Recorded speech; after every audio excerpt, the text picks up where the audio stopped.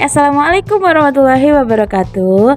Perkenalkan, nama saya Endang Sukmawati, berasal dari Kabupaten Purworejo. Pada kali ini saya akan membahas tentang kesimpulan dan refleksi pemikiran Ki Hajar Dewantara pada modul 1.1, yaitu koneksi antar materi. Pada hakikatnya, pendidikan dan pengajaran adalah dua hal yang berbeda.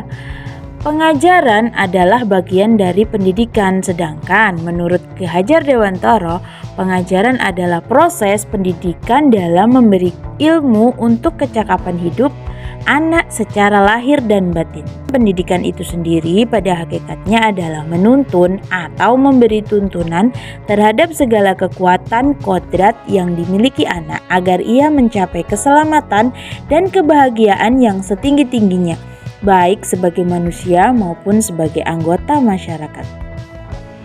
Sudah jelas ya, berarti pendidikan menciptakan ruang bagi murid untuk bertumbuh secara utuh agar mampu memuliakan dirinya dan orang lain serta hidup menjadi seseorang yang mandiri.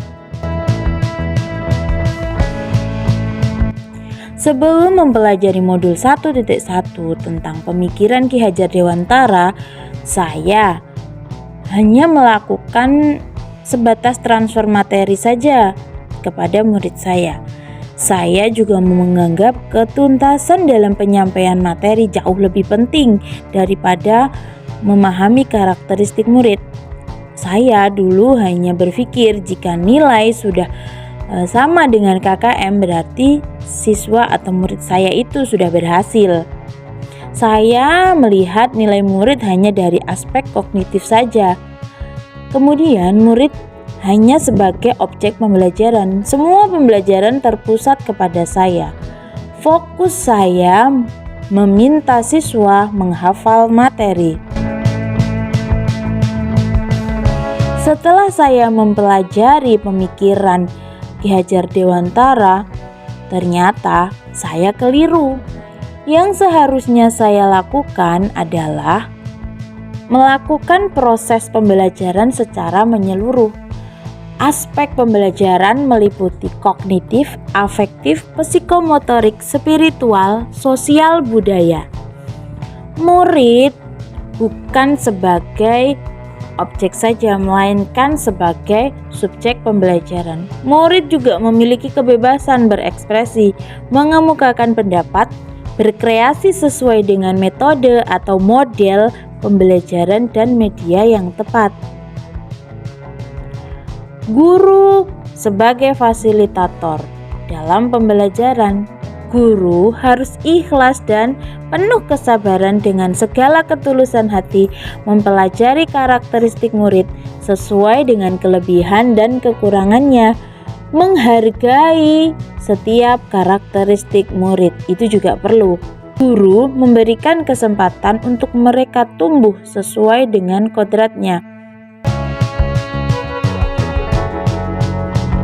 Hal-hal yang dapat segera saya terapkan dalam pembelajaran di kelas saya sebagai berikut. Yang pertama, saya harus merancang pembelajaran interaktif dan menyenangkan dengan melibatkan murid tentunya.